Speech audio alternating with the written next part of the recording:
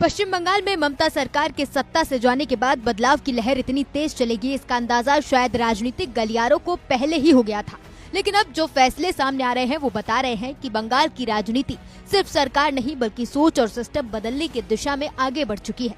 कभी तुष्टीकरण की राजनीति का केंद्र माने जाने वाले बंगाल में अब राष्ट्रवाद की नई पटकथा लिखी जा रही है और इस पटकथा का सबसे बड़ा अध्याय बना है वंदे मातरम। जी हाँ, वही वंदे मातरम जिसकी गूंज अब मदरसों से लेकर सरकारी स्कूलों तक सुनाई देगी। पश्चिम बंगाल सरकार ने राज्य के सभी मदरसों में वंदे मातरम गाना अनिवार्य कर दिया है। मदरसा शिक्षा निदेशालय की तरफ से 19 मई 2026 को जारी आदेश में साफ कहा गया है कि अब कक्षाएं शुरू होने से पहले होने वाली प्रार्थना सभा में वंदे मातरम गाना जरूरी होगा।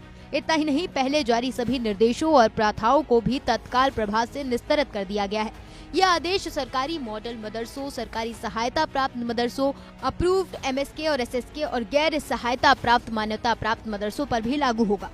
दरअसल ये फैसला सिर्फ एक प्रशासनिक आदेश नहीं माना जा रहा, बल्कि इसे बंगाल की बदली हुई राजनीतिक तस्वीर से जोड़कर देखा जा रहा है, क्योंकि इससे पहले राज्य सरकार सरकारी स्कूलों में भी वंदे मातरम को अनिवार्य कर चुकी है। 13 मई को शिक्षा विभाग की तरफ से जारी अधिसूचना में कहा गया था कि स्कूलों में प्रार्थना सभा के दौरान राष्ट्रगीत गाना जरूरी होगा और अब मदरसों तक इसका आदेश का विस्तार साफ संकेत दे रहा है कि नई सरकार राष्ट्रवाद को शिक्षा व्यवस्था में केंद्र में रखना चाहती है।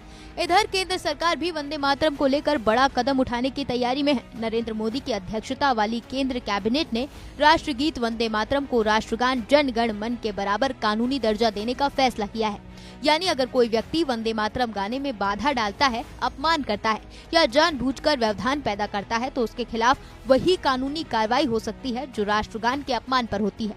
इसमें जेल, जुर्माना या दोनों का प्रावधान शामिल है। मौजूदा नियमों के मुताबिक राष्ट्रगान में बाधा डालने पर 3 साल तक की जेल हो सकती है और बार बार ऐसा करने वालों के लिए कम से कम 1 साल की सजा तय है। प्रस्तावित संशोधन लागू होने के बाद यही प्रावधान वंदे मातरम पर भी लागू होंगे। यानी अब वंदे मातरम सिर्फ एक गीत नहीं बल्कि कानूनी सुरक्षा पाने वाले राष्ट्रीय सम्मान बनने की तरफ बढ़ रहा है।